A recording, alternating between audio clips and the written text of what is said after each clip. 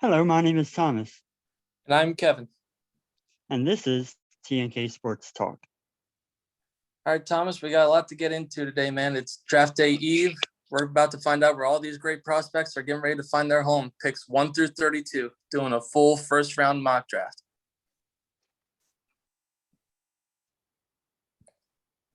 Jacksonville Jaguars are on the clock.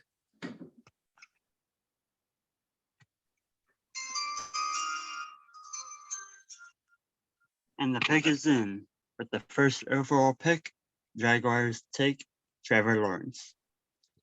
Don't have to say much about that one. I think that one's pretty much in stone, and I don't think there's any chances we see anybody else at quarterback for Jacksonville next year.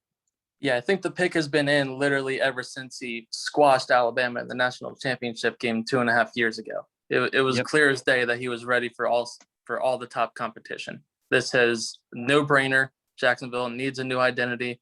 Trevor Lawrence, it's the sexy pick. It's the right pick. They got their future franchise quarterback. Absolutely. And I don't understand why Jacksonville has to have 10 minutes on the clock anyways. They've been on the clock for 4 months now. Yeah. So the next team on the clock is the New York Jets. All right. The pick is in. The New York Jets select Zach Wilson, quarterback out of BYU. Me personally, I am not high on this guy. I think a lot of his tape shows a lot of inconsistencies. Granted, I see where a lot of the Patrick Mahomes takes come in hand. He has a very strong arm, can throw across his body, can throw it to anywhere on the field. Me personally, I just don't see the New York Jets as the best fit for him because Zach Wilson strikes me as the type of guy that needs everything around him to start. He needs a good offensive line. He needs a good running game. He needs a good wide receiver core. The Jets are in shambles right now. They've been in shambles for a long time.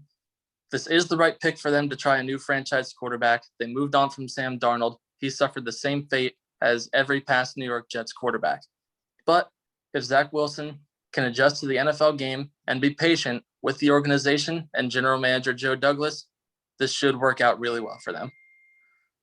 Next on the clock, at number 3, is the San Francisco 49ers. All right, and the pick is in. With the third overall pick in the NFL draft, the 49ers select Mac Jones, quarterback out of Alabama. I don't see all the hype about Mac Jones. I think he was a big product of his environment. Now, when you have Devontae Smith, Heisman winner, Jalen Waddle, Najee Harris, and so many other first-round picks or future first-round picks on his team, he's going to be pretty successful. That being said, I do think Mac Jones probably have a better career than Justin Fields, and I think he'll have a better career than Trey Lance. And ultimately, I think he does have the potential to be the best quarterback out of this draft, only because San Francisco is a very good team. Kyle Shanahan, the quarterback whisperer, and I think, especially if they let him sit behind Garoppolo for a year, I think he has the potential to be pretty good. See, this is where I think number 3 could get interesting because I do believe that it will be Justin Fields or Mac Jones. We have mocked Mac Jones for a long time at number 3, and that is a safe bet right now. But the problem is Jimmy Garoppolo is still in front of Mac Jones. Now, could we see maybe on day 2 or 3, maybe we get a reuniting with Jimmy Garoppolo and New England? It was clear that New England misses the type of prototypical quarterback that Jimmy Garoppolo is.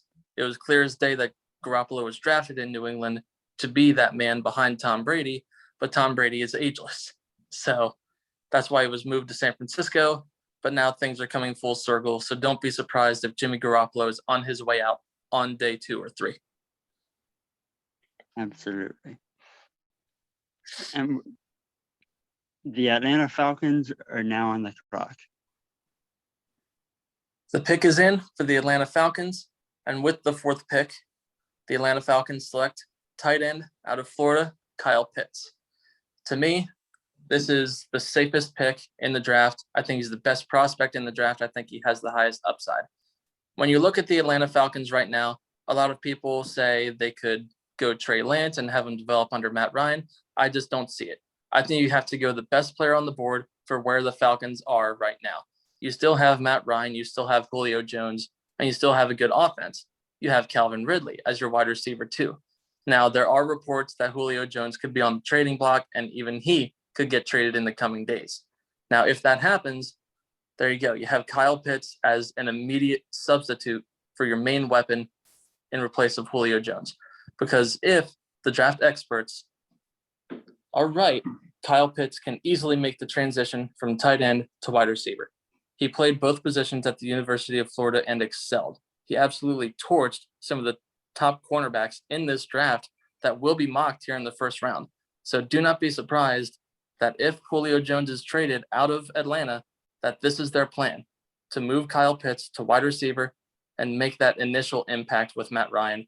And if it doesn't work out, you can go quarterback next year with another potential top 10 to top 15 pick. Agreed. The Cincinnati Bengals are on the clock. The pick is in. With the 5th overall pick, the Cincinnati Bengals select Penei Sewell, offensive tackle out of Oregon.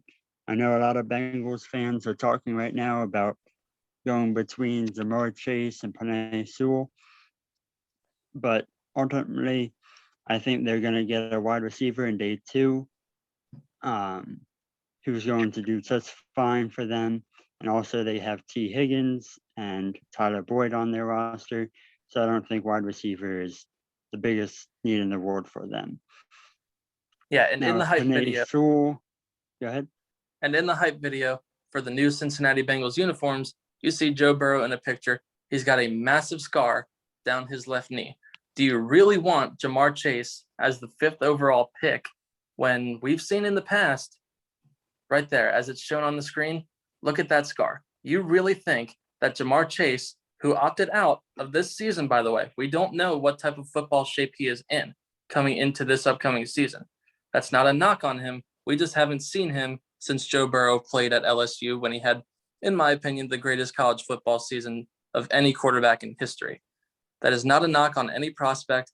I just think when your quarterback's knee looks like that in a hype video, you have to get your offensive tackle for the next 10 years.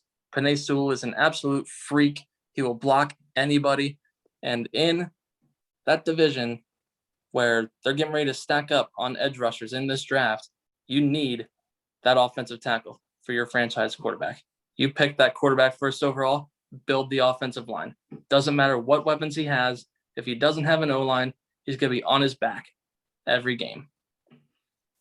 Absolutely. The Miami Dolphins are now on the clock with the pick that the Eagles should have kept. Yeah, no kidding. Because right now, Ja'Marr Chase would have fallen right into the Eagles' laps. And right now, with the 6th pick, the Miami Dolphins select wide receiver out of LSU, Ja'Marr Chase. This is a no-brainer. I know a lot of experts early on were mocking a fellow Alabama wide receiver to go with Tua, but I think this is a knock in the park, a knock out of the park. Ja'Marr Chase is the best wide receiver on the board. It's what Miami needs. Your current wide receiver number 1 is Devontae Parker. That's not a bad thing, but if Devontae Parker can be your 1A and Ja'Marr Chase can be your 1B for a second-year quarterback who's mobile and can get out of the pocket, and what Ja'Marr Chase does best is get out of routes. That is his best trait. When all fails, Ja'Marr Chase comes back to the quarterback. He did it with Joe Burrow. Joe Burrow threw the most touchdown passes in a single season in college football. 20 of those were to Ja'Marr Chase. Ja'Marr Chase knows how to get to the football. He knows how to catch the football. He knows how to be there for his quarterback. To me, the 6th pick is a no-brainer. You get your future wide receiver 1 because who knows how long Devontae Parker is going to stay in Miami anyway. Yep, surround Tua with weapons because defense is good enough. So it's season's going to depend for them on how Tua does. So try and make it as easy for him as possible. The Detroit Lions are now on the clock, and they could go a variety of different selections here. And the pick is in. And after fielding multiple trade calls from multiple different teams, they decided to stay with the pick and select linebacker Micah Parsons out of Penn State. I could see them going receiver here too, but after Ja'Marr Chase and Kyle Pitts are already gone, I don't believe that they're going to take Devontae Smith this high.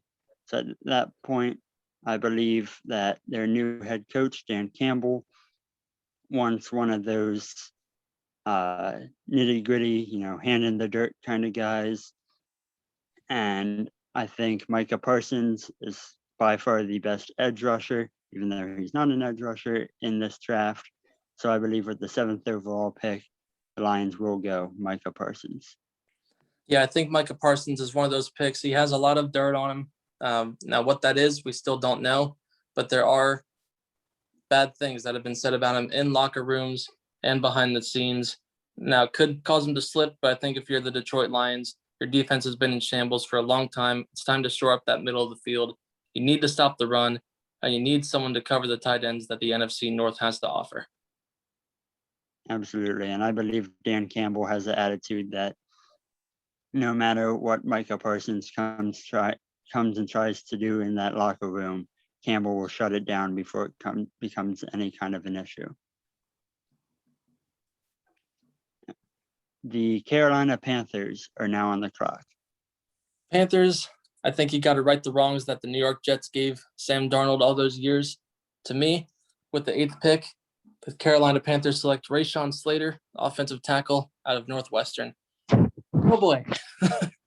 For Sam Darnold to get traded to Carolina and immediately get drafted an offensive tackle to protect his blind side, I think that he's going to be jumping up and down. I think he couldn't be happier because he's going into an offense that will have that new offensive tackle. His running back is Christian McCaffrey, a top 5 running back in the NFL. That immediately takes all the pressure off of Sam Darnold. Sam Darnold's best running back when he was in New York was a past his prime Le'Veon Bell. That says all you need to know about how the Jets treat their quarterbacks up there in New York. But yeah, Sam Darnold will be very happy with this pick. I think it's a safe pick. It's the right pick. And with that being said, we have a trade to announce with the number 9 selection. The New England Patriots trade up with the Denver Broncos. The Broncos just traded for Teddy Bridgewater. I think they're going to let there be an open competition between Bridgewater and Drew Lock. So I think they're going to trade out of the pick to try and get resources potentially for next year's draft in case neither Bridgewater or Lock pan out. Then they have the ammo to get one next year. So the New England Patriots trade up and select Justin Fields. I think they definitely want their quarterback after seeing what a year of bad quarterback performance does after a season, and Belichick does not want to go through that again.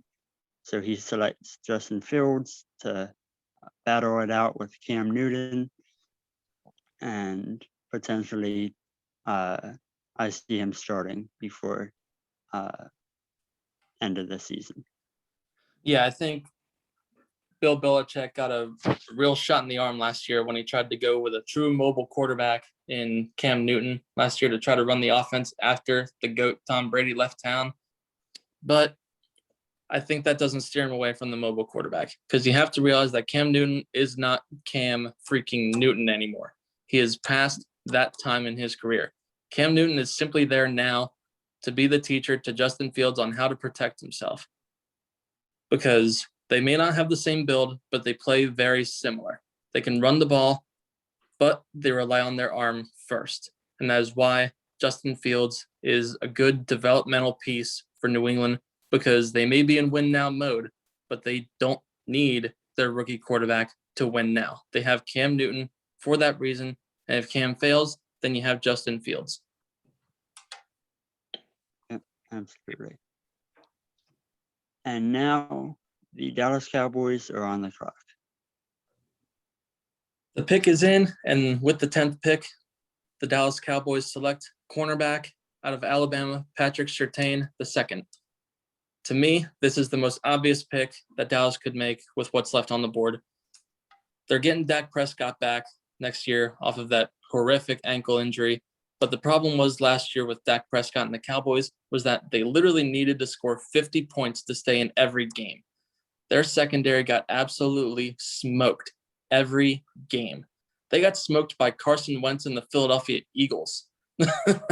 In that horrific game on Sunday Night Football, Carson Wentz still had a day. And that says all you need to know about that Dallas Cowboys secondary and the amount of help that they needed. Patrick Surtain has been mocked to go in the top 10 ever since he started his career as a freshman at Alabama.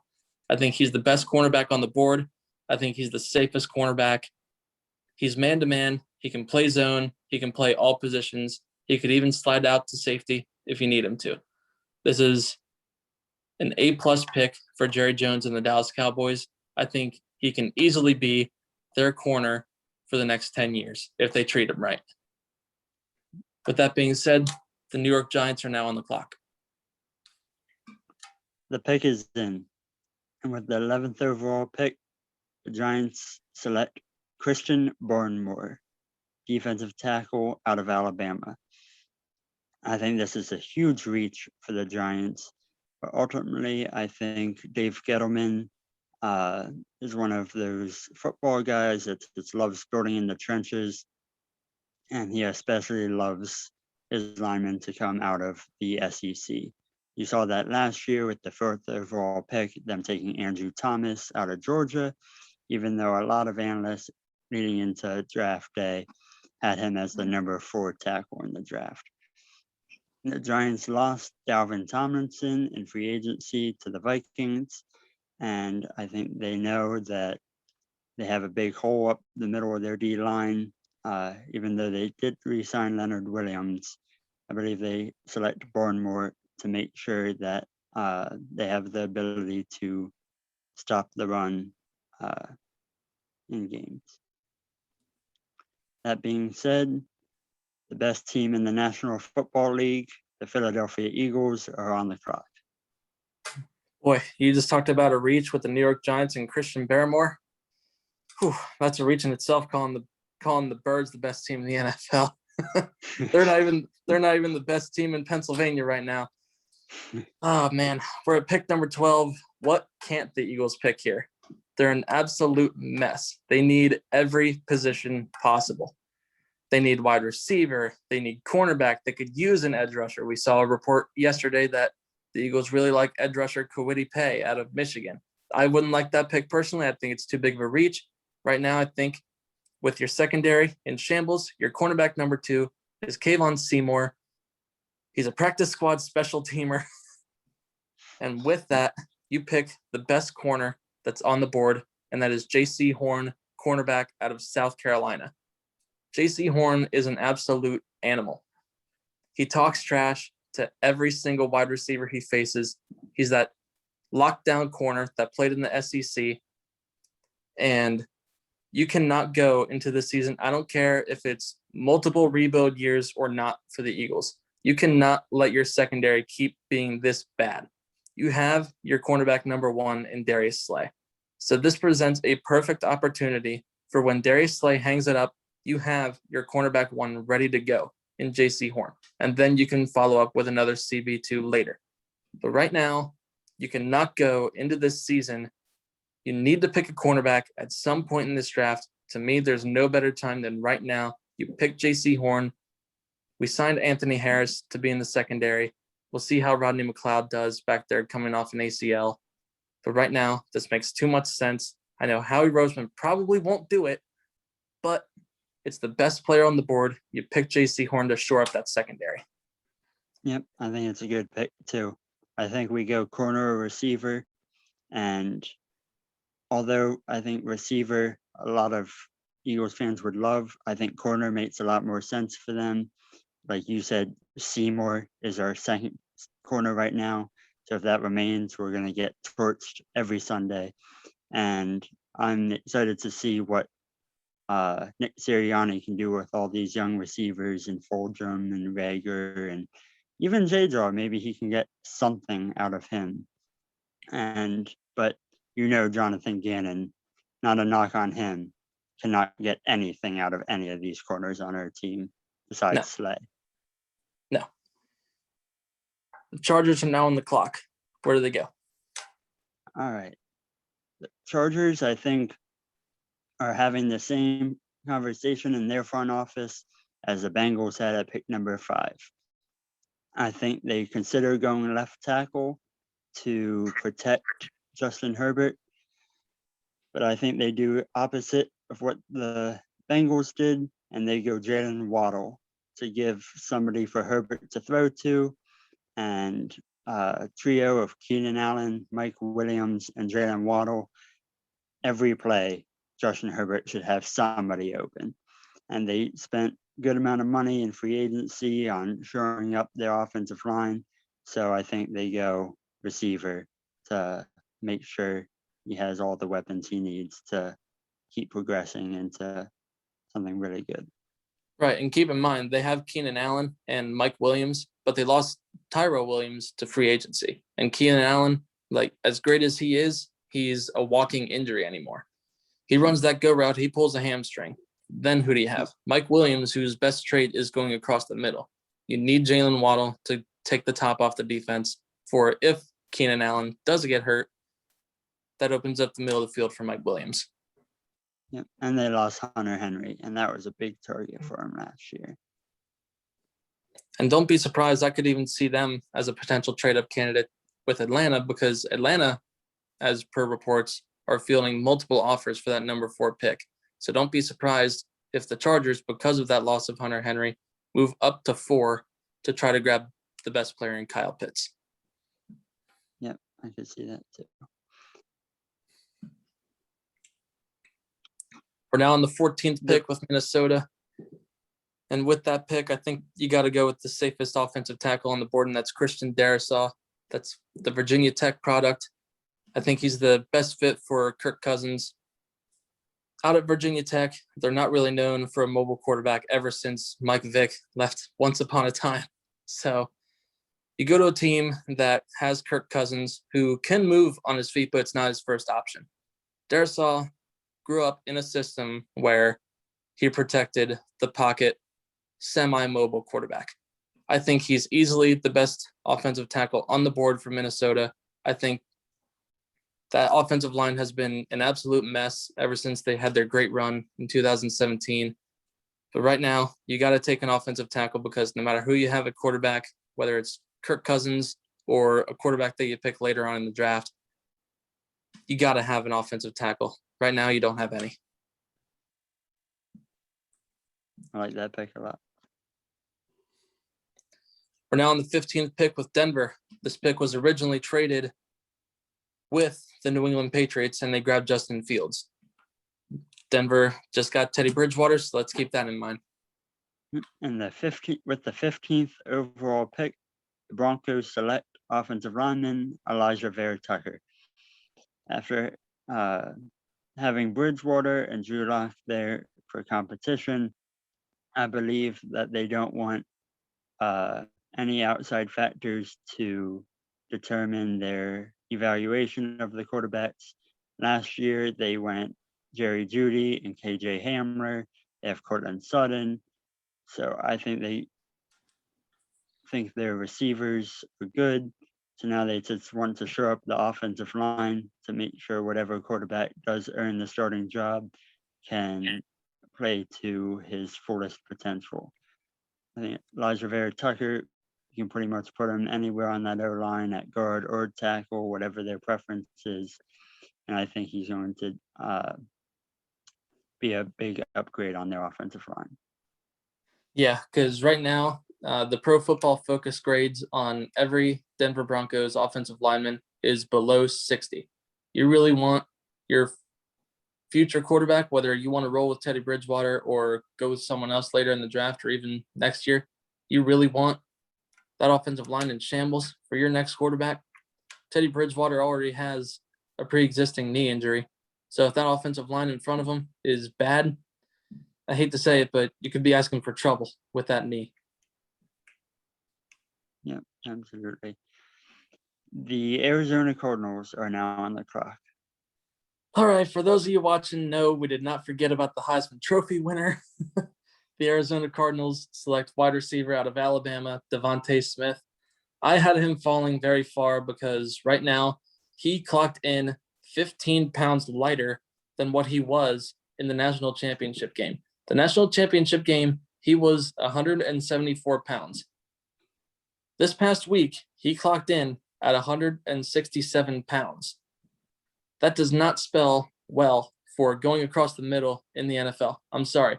I know that you're a great wide receiver, but that Heisman Trophy means nothing. How many Heisman Trophy winners are Hall of Famers right now? Right now in the NFL, you can't name one. Oh, DeVonta Smith in the right system can be an absolute monster. And Arizona, I believe, has that best fit for him. He does not have to be that number one receiver. They already got DeAndre Hopkins. And you can plug in DeVonta Smith in the slot if you want to put Christian Kirk on the outside. Or you could flip-flop them the opposite way. You could have DeVonta Smith as your number 2 and Christian Kirk as the number 3. If they're trying to build around Kyler Murray, they need to either go offensive line here or wide receiver. I think you can't pass up on the big play wide receiver when he's on the board. He's a Heisman Trophy winner. He's proven he can come back to the ball. His best trait is that he's 6'1", and what he lacks in size, he makes up for with his vertical. This is a great pick for Arizona. I think it can go a long way for when Christian Kirk may walk away. It's a good pick for them. Up next, we got the Las Vegas Raiders. Still doesn't sound right to me. No, They'll not always at be all. Oakland to me. Always. The pick is in. The Las Vegas Raiders select Jeremiah Owusu-Koramoah linebacker out of Notre Dame. I think their offense was not their problem this year. Their defense was what was really killing them in games. I think they'd love to go cornerback here, but with J.C. Horn and Patrick Surtain and Caleb Harley's injury concerns, I think they go Owusu-Koramoah, who's the best coverage linebacker in this draft, to help them against that deadly passing attack in their division of Kansas City, and now Justin Herbert too with the Chargers. I think Koramoah would be a great pick to help out their defense. Yeah, you look at the Raiders last year. They were a hot mess on defense. Offense, they brought out the very best in Nelson Aguilar. Now he's gone to New England. That says all you need to know. John Gruden has those guys playing on offense. They need to get better guys on defense. They have a good edge rusher in Clelin Ferrell, but they need that linebacker that Khalil Mack left behind. Once he left for Chicago, once he was traded to Chicago, it was over for that middle of the field. You go JOK here, and you shore up that middle of the field. He can cover any tight end that's out there in the NFL. We're now on to the 18th pick in Miami. Miami could go offensive line here, but I really do think that they take an edge rusher here. They go Kwity Paye out of Michigan. He's a defensive end. I think they really need edge help. They run a lot of 3 cornerback sets, and their secondary is very good right now. They got Byron Jones, and who was the second corner there, bud? Xavier Howard. Xavier Howard, that's right. All right, so you have a good secondary, but your front line, like you said before, got to build in the trenches. Kwity Paye is that very edgy, no pun intended, rusher that can get around any offensive tackle, but he can mow through offensive guards. You can stick him outside, you can put him inside. I think the best comparison to him is what Brandon Graham was in 2017, where you can do anything with him. Brandon Graham was inside when he stripped Tom Brady in the Super Bowl. That's what Kwity Paye can do. He can be beside that defensive tackle and mow through that weak guard if you have a mismatch. Kwity Paye is the best edge rusher on the board. I think that's where you got to go. I don't have any offensive tackles this high on the board right now. I think it's a solid pick. I think that you got to shore up that defense if you're Miami, because you just picked Jamar Chase. Your offense is getting even better. You need to shore up that defense, and you're going to win a lot of games. Yep, and a lot of people have them taking a running back, but edge defenders are so much more important to that team, and especially with them losing Kyle Van Noy this offseason, they definitely could use another guy in the trenches for them. All right, and my good friend Charles Mercer will be watching this on YouTube.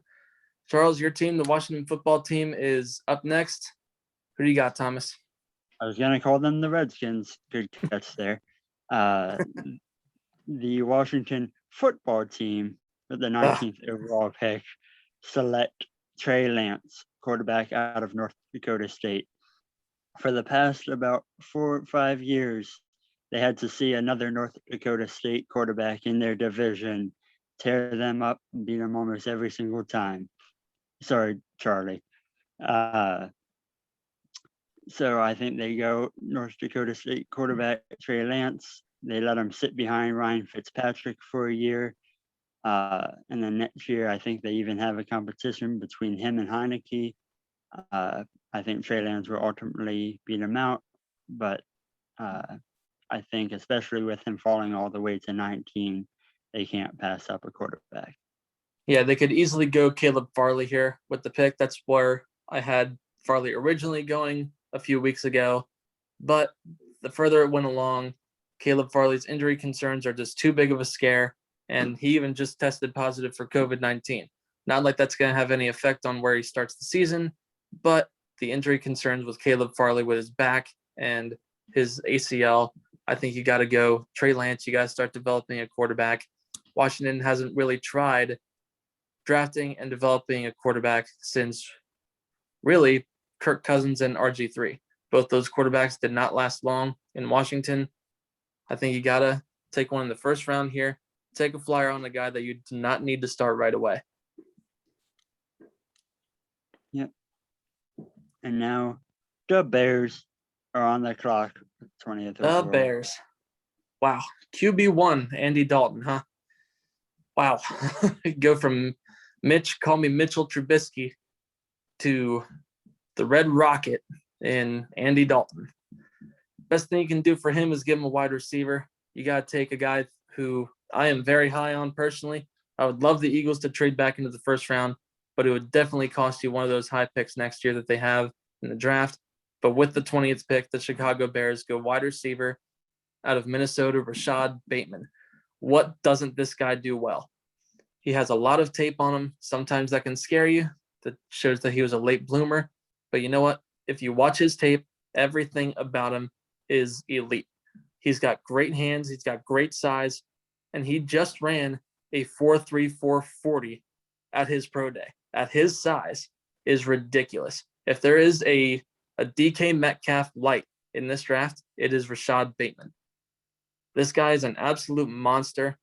Allen Robinson, he got franchise tagged by the Bears. Who knows how long that's going to last? He could be another trade candidate, or even if he leaves next year, then you got this problem all over again.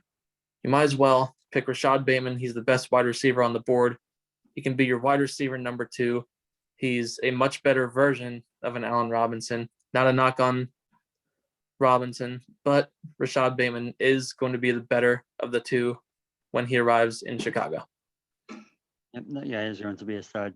It also makes so much sense. The Bears would basically be pulling a Cowboys from last year, because it was no secret last year that the Eagles wanted CeeDee Lamb. So the Cowboys made sure that they took him. This year, there's no secret that the Packers want Rashad Bateman. So the Bears are going to snatch him up from him. Yeah. We're on to 21 already. Wow, this mock draft is just flying by, Thomas. It is. Carson Wentz's new team. Yeah, the Indy Ambulance, the Indy Colts. What do they do?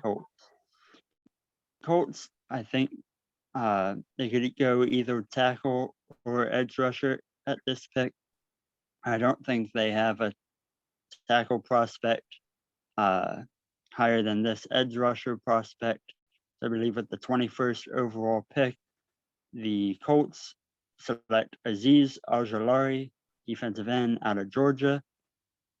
They have DeForest Buckner on that D line. They have Grover Stewart. They have Darius Leonard and Bobby Okereke at linebacker.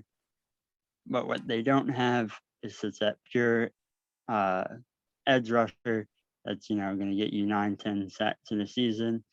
And I think Aziz Al-Jalari definitely has the potential to do that. I think he's going to get a lot of one-on-ones because of them having so many good players on their front seven. And I think he could even be a candidate for defensive rookie of the year just because of the good opportunity in Indianapolis for him.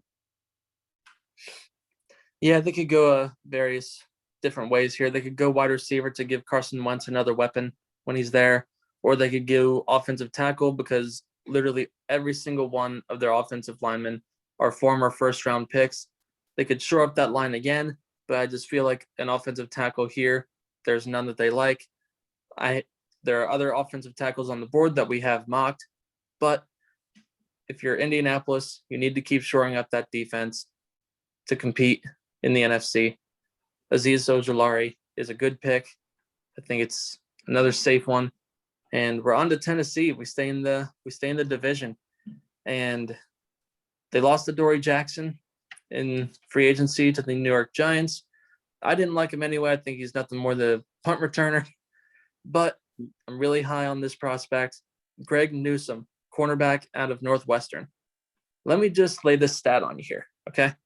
Greg Newsome last year at Northwestern was thrown at 26 times on 3rd and 4th downs. He allowed 1 catch for 3 yards. Think about how crazy that is when you are in that division, when now you got to face Trevor Lawrence and Carson Wentz, 2 new quarterbacks that have huge arms. So when they start slinging that ball, you cannot not have a lockdown corner. Greg Newsome is a solid corner. He's going to be a solid corner for a long time. Tennessee wins big time with this pick. Greg Newsome at 22 is an absolute steal. In any other draft, if this draft did not have a Patrick Surtain or a J.C. Horn, Greg Newsome is first cornerback off the board. Yep, I agree. Looks like the Jets are now on the clock for the second time tonight. I think they could go a whole bunch of different areas here. I think they could go defense. I think they could go receiver. I think they really are licking their chops that both Najee Harris and Travis Etienne are available. But I think with having a new quarterback there and Zach Wilson, they want to protect him a little bit better than they protected Sam Darnold. And they have Mekhi Becton as one of their tackles now. I think they make sure their other tackle position is shored up, and they select Tevin Jenkins, offensive tackle out of Oklahoma State. Yeah, somewhere in North Carolina, Sam Darnold is punching air right now. It's like, why didn't you do that for me? Yeah. All right, Luke Adams, my good buddy, your favorite team, the Pittsburgh Steelers, are now on the clock. You're going to really like this pick. With the 24th pick, the Pittsburgh Steelers select center out of Oklahoma, Creed Humphrey. Lost Pouncey. You got a bunch of holes in that offensive line, my man. If you're trying to keep Ben Roethlisberger as long as you can, you need to get that offensive line back into shambles, because you lost Villanueva, as reported, to the Baltimore Ravens. Now you have a chance to sign him back. Nothing is official, but right now I can't name anyone on your offensive line besides that of Marquise Pouncey and Villanueva. You lost both. You need to fill one here. Creed Humphrey is an amazing pick. He's been behind so many great quarterbacks. He's been behind, well, I should say he's been in front of Jalen Hurts and Baker Mayfield. If you go with a mobile quarterback at some point in the future, he knows how to be that center for that mobile quarterback. So right now, you got to shore up that offensive line because Ben's best years are behind him. Last year, it was looking like an amazing year for your Steelers, bud, but that offense fell apart because that offensive line just went into shambles. So you need to go with Creed Humphrey here, shore up that offensive line, and go on another run before Ben calls it a career. Yep. Jacksonville is I think now center pick is in, and with the Jaguars pick, they select safety Trayvon Moehrig out of TCU, staying in the Big 12 for 3 straight picks now. They have CJ Henderson at corner. They signed Shaquille Griffin, and they have Sidney Jones re-signed from last year. I know Eagles fans love that name. But I think they go another step further and make sure they shore up that secondary and go safety, Trayvon Moehrig. They don't really have any super good safeties on their team. They signed Rayshon Jenkins and Rudy Ford, but those are both going to be role players / special team players. So I think they get Moehrig to start day one and help shore up that secondary for them.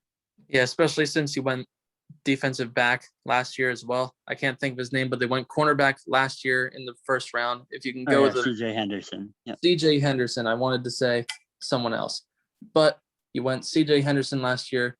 Trayvon Moehrig is one of the best safeties in this class. He's a can't miss player.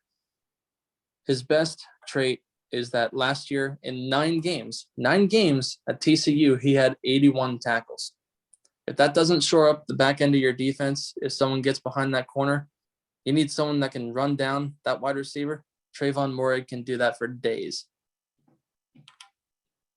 Yep, absolutely. And now the home team for this NFL draft, the Cleveland Browns, are now on the clock. Okay, this might be a little bit of a questionable pick as well, but I'm having them go edge rusher Joseph Asai out of Texas. I know that they have easily a top 3 defensive end in Myles Garrett, and they signed a Jadeveon Clowney to go on the opposite side of him. But personally, Jadeveon Clowney's best years are long gone, and he is only there on a 1-year contract. So if Jadeveon Clowney does not pan out like he has been at the same time the past few years, you need someone else that can be on that opposite side of Myles Garrett. Because Garrett is going to get to the quarterback, but if he's not having a good day, that defensive line is going nowhere. So you need that Joseph Asai, whose best trait is bowling through these offensive tackles. He will put any offensive tackle in that quarterback's face, left or right-handed. He will put that offensive tackle into the back or the face of his quarterback. This is a great pick for Cleveland. Whether they go this route, don't know, because of, like I said, they have both sides of the D-line covered. But if you're looking to build for the future of this Cleveland Browns team that is finally, after all these freaking years, on the uprise, you need to start building around the trenches and building for the future here. I think Cleveland is in a great spot to take a flyer on a depth piece to try to get the most out of him. And if he outperforms Clowney, then you have easily 2 top edge rushers in the league that will finally chase down Lamar Jackson and get in Ben Roethlisberger's face. Yep, I think that's a great pick because even though they signed Clowney, he's had a couple off years, and because they gave him all that money, they were unable to re-sign Olivier Vernon, who had a great year last year, and they had to cut Sheldon Richardson, who had a great year last year.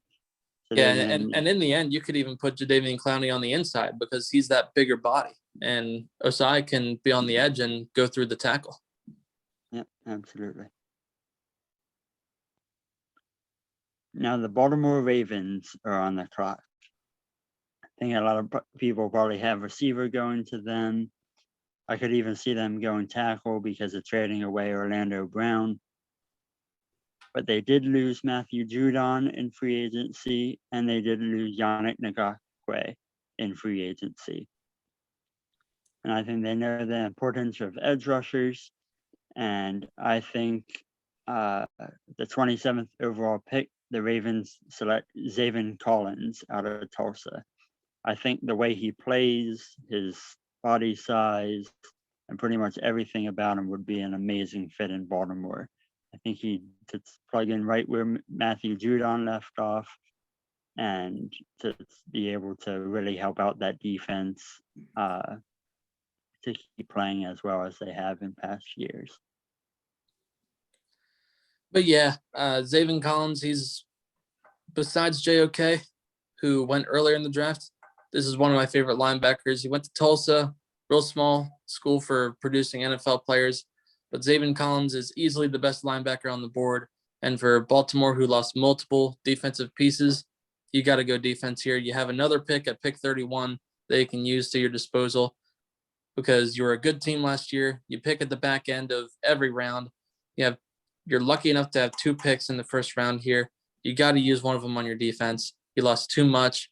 You have a great secondary. You need to shore up the middle. Yep, absolutely. The New Orleans Saints post Drew Brees era are now on the clock. Post Drew Brees, but they do not go any sort of quarterback or offensive weapon. I think they are good and set at offense. They got Alvin Kamara. They're going to try their hand at Jameis Winston or I can't think of his name. Help me out here, bud. Taysom Hill, freaking Swiss Army knife. But no, New Orleans, I'm having them go linebacker, Jamin Davis, linebacker out of Kentucky. We got back-to-back small schools that do not produce NFL talent. But Jamin Davis is a great tackling linebacker. And when you're playing in a division like New Orleans, who plays in the same division as that of a Christian McCaffrey, you need to run that little guy down. And Jamin Davis is the best cross-field linebacker in this draft. I think he's easily the best tackling linebacker in the draft. And when you got Christian McCaffrey running around all over the place, and Jamin Davis can cover as well. So he can cover Christian McCaffrey on a wheel route, on a screen, and he can go chase him down if he goes to the edge. Yep, and now they have Kyle Pitts to go up twice in a season too. Yeah, not good. Nope. You got to go a coverage linebacker that can tackle well. Yeah. The Green Bay Packers are now on the clock. I think if they go another quarterback here, Aaron Rodgers, without a doubt, will sit out and make sure he's out of Green Bay. So they do not do that, and they finally come to their senses and give Aaron Rodgers another playmaker to throw it to. One of my favorite receivers in this draft, Elijah Moore out of Ole Miss. I think this is going to be a great, gadget guy. Great pick. To go with Davante Adams. I think now you make Rodgers happy. You try and help him have another season like you did last year. And I think after having Davante Adams, Elijah Moore, and Devin Funchess coming out of an opt-out, I don't think Rodgers is going to be complaining anytime soon of that receiving core. No. When you got Elijah Moore you can literally just tell him to go. Just run straight. And you got Aaron Rodgers, who's easily a top 5, top 3 quarterback of all time. Aaron Rodgers will just let it rip and let Elijah Moore just run under the ball, catch it for 6. Love that pick for Green Bay. It may be a little bit of a reach for the first round, but if he's your favorite wide receiver, I don't think there's any sense to not get a weapon for Aaron Rodgers when you're trying to get that man a Super Bowl again. It's been too long for Aaron Rodgers to reach the promised land. You need a wide receiver that can take that top off. Davante Adams is a top 3 receiver in the league. If you get Elijah Moore, he can easily be that of like a Deshaun Jackson, where all you got to tell him to do is run a deep post, and he will get onto that ball and catch multiple touchdowns for Aaron Rodgers, and takes a lot of the pressure off of Davante Adams. And speaking of weapons, with the pick after the one coming up, the Baltimore Ravens are on the clock again, and everybody knows that they're going to be taking a receiver. So the there is a trade. The Philadelphia Eagles trade up with the Buffalo Bills. Yes, and with that trade, the Philadelphia Eagles send Buffalo pick number 37. That is the second round pick. Pick 87. That is the third round pick. And this breaks my heart. It'll break multiple hearts of Eagles fans, but it is Zach Ertz that is included in the package. The only way you're going to get anything for Zach Ertz is if you put him in a package. It's the end of an era. We'll always love him for that Super Bowl catch, but it's time to move on. Need to get younger. He's going to want a big contract for whoever he plays for next. That's the problem. That's why we can't get anything for him. But you make a trade with Buffalo, who needs all the weapons it needs for Josh Allen. They are so close. They need a weapon for Josh Allen to go across the middle. Zach Ertz is not afraid of any contact whatsoever. He may be no yak Zach, but if there's one thing that he does well, is that is go across the middle, and he's got glue all over his hands. That being said, with the 30th pick, the Philadelphia Eagles select Terrace Marshall Jr., wide receiver out of LSU. This is another guy that lit up the world when his quarterback was Joe Burrow. Last year, he had a great season. He was always under the radar of that of a Justin Jefferson and a Jamar Chase. But if you're in a system that is best known for producing wide receivers at the NFL level, for example, like a Odell Beckham Jr., if you're the Eagles, you got to start paying attention, man. You got to start paying attention to these SEC wide receivers. Can't keep picking them from the freaking Pac-12. Looking at J.J. Arcega-Whiteside, for crying out loud. You got to pick from the best conference. You got to go from the best team that produces the best wide receivers in the NFL. This is a no-brainer for the Eagles if it's there and if Buffalo will listen. It'll break my heart, but I would love to have Terrace Jr. in this draft. If you're the Eagles, you got to go secondary wide receiver if you can, because there is a chance that he could be there at 37. But with Baltimore making that trade with Orlando Brown and being at 31, they could easily take the guy you want. This is the exact scenario we saw last year with the CeeDee Lamb debacle. You can't let it happen again. Go up, get your guy, call it a night. Yeah, I'm a huge fan of Terrace Marshall. Last year when they had Burrow and that great offense, they had Chase, Jefferson, and Marshall. And Jefferson gets drafted to the NFL. Chase opts out, and Marshall's there all by himself and steps up. And although I didn't watch a lot of LSU games last year, I did watch LSU versus Missouri. And in that game, Terrace Marshall had 11 catches for over 200 yards and 3 touchdowns. In that He's game, easily the best receiver on the board wanted the Eagles to draft him. Yeah, if you're the Eagles, it's not a knock on, well, it is kind of a knock on the receivers that we have, but you cannot leave this first round, even if you want to go with one at 12. You cannot leave this first round without a wide receiver. I know that 37th we have pick a lot of small slot guys on our team, and Marshall has the ability to play on the outside. So. Yeah, Marshall can play anywhere. Now we're on Baltimore with 31. Do they take wide receiver? Do they take the sloppy seconds? Who do they go with? So Baltimore's pissed. They wanted Terrace Marshall. They have to pass out on him. I think they have the potential of going tackle here. Use a pick that you got for the Orlando Brown trade to replace him. But I think with Marquise Brown and signing Sammy Watkins at receiver, you want to make sure Lamar has all the weapons that he can. And they go Kadarius Toney, wide receiver out of Florida.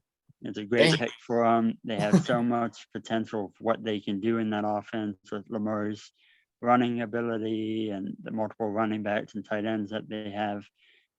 And you can put Kadarius Toney in pretty much any package you want him to. If you want him in the slot, outside, jet sweeps, put him back there as a running back if you want to. Gives them a lot of potential of what they can do on offense. Yeah, just imagine the package. Yeah, just imagine seeing this on defense. You got Lamar Jackson, who can run all over your defense for 100 yards on any given Sunday. Then, if he chooses not to run, guess who's streaking the whole way down the field? You got Hollywood Brown, who's already put your cornerback in the dust. All right, he doesn't go his way. you got Kadarius Toney on a bubble screen on the other end that's getting ready to take it for 60 yards down the sideline. That's a dangerous combination for Baltimore if they can make it happen. Love Kadarius Toney here. It adds another element to an otherwise incredible offense. Their defense is already coming together. We had them drafting a linebacker earlier on. They're building their defense. Now it's time to shore up that offense again and make that offense almost unstoppable. Yep. With the 32nd overall pick, the Tampa Bay Buccaneers are on the clock. What do you get the team that has everything, man? Right? They just won the freaking Super Bowl with Tom Brady. And bringing back all 22 starters for the first time in like 40 years. Yeah. But when you're in that situation, it's never too early to build for the future. They go with not exactly a hometown, but a home state reunion. They go with Gregory Rousseau, edge rusher out of Miami. Gregory Rousseau is very raw. He is a little weak in the hands, but the best thing he does is wrap around the corners. Biggest knock on him, though, is that he almost refuses to go through a tackle. If he's not going around the edge, he's done. But this gives you the opportunity to train him well on the defensive line that has Vita Vea, who is easily one of the best defensive tackles in the league with going through guards and tackles. So if you can put Gregory Rousseau there as a project, as like an in and out defensive end, I think that's a big win. They don't need to go wide receiver. They don't need to go offensive line. This could be another spot for a Caleb Farley, but again, it just circles back to those injuries. I just think it's not worth it to take Caleb Farley in the first round. I think he's a day 2 guy. Saw the same thing play out with Sidney Jones when he blew out his Achilles tendon. I know that Caleb Farley is going to play next year on time, pending any lingering injuries. But right now, I think there are too many concerns with Farley's injury concerns and getting COVID. So we'll see how that plays out. But man, this draft flew by, man. How about it? Yeah, it did. Man, we'll see how all between play out. Between now and tomorrow at 8 o'clock. I hope that flies by because I'm ready to see where all these exciting prospects are going to go. Yeah, I mean, we all know who that first overall pick is going to be, but first 2 picks. But after all that, draft starts at 3. Yep, draft starts at 3. It's Lawrence, Wilson, and then it's a free for all, starting with San Francisco. Yeah. All right. For those of you that tuned in for this very first episode, we thank you for the support. New episodes will be out every Thursday. Recordings happening on Wednesdays. So if you have any questions whatsoever, feel free to go into my messenger at Kevin Trump. And we are also on Twitter. You can find us. Thomas, any last words? Just thank you guys for tuning in. We appreciate your support, and go Birds. Fly, Eagles, fly.